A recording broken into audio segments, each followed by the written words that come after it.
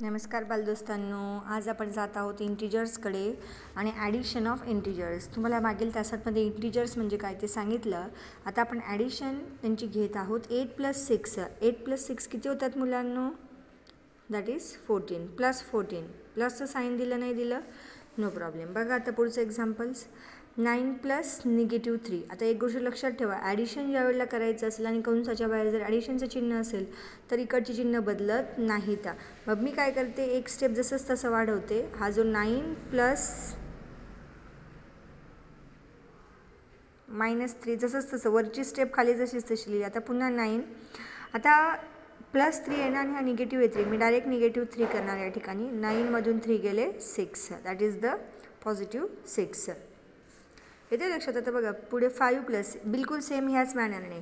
आता पुढचा एक स्टेप वाढवण्यासाठी पुन्हा 5 + -6 आणि आता 5 - 6. आता एक गोष्ट लक्षात घ्या, लहान संख्येतून मोठी संख्या मायनस होत नाही, पण या ठिकाणी निगेटिव्ह साईन असल्यामुळे आपलं उत्तर येणार आहे 6 मधून 5 गेला 1, मोठ्या पदाचं चिन्ह -6चं साईन. -1 हे याचा आन्सर येईल.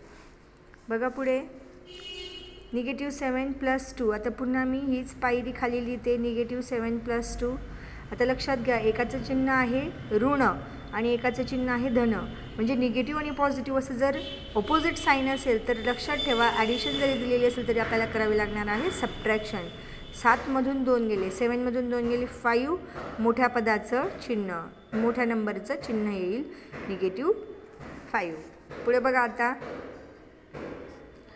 -8 + 0. -8 + 0, 0 निगेटिव्ह पॉझिटिव्ह काहीही नसतो, त्यामुळे आपला answer as it is -8.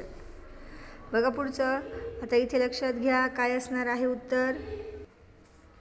-5 + -2.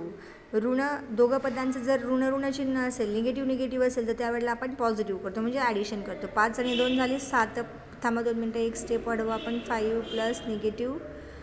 Then we go through -5. हा -5 आणि -2 दोघी निगेटिव्ह असल्यामुळे आपले ॲडिशन होणार आहे या ठिकाणी. 5 आणि 2 7, मोठ्या पदाचं चिन्ह -7. येते लक्षामध्ये. ह्या पद्धतीने असतात ॲडिशनमध्ये. इंटिजर्समध्ये कोणताच प्रॉब्लेम येत नाही. प्रॉब्लेम केव्हा येतो, ज्या वेळेला आपण सबट्रॅक्शन करत असतो. आमच्या सरांनी आम्हाला ॲडिशन ऑफ इंटिजर्स इतकं सुंदर शिकवलेलं आहे. आता पुढचा व्हिडिओ जो आहे तो सबट्रॅक्शनचा मी बनवणार आहे. ॲडिशनचा अजून जास्तीत जास्त गणितांचा तुम्ही सराव करा. तुम्हाला प्रॅक्टिससाठी ते गणित देते. चला तर मग बघा, तुम्हाला प्रॅक्टिससाठी -8 + -2 काय येईल आन्सर. करा बरं प्रयत्न. +8. आता पॉझिटिव्ह साईन दिलं जात नाही, पण तुम्हाला समजवण्यासाठी मुद्दाम दिलेलं आहे. म्हणजे एक आहे पॉझिटिव्ह आणि एक आहे निगेटिव्ह साईन, तर यांची काय बेरीज येईल.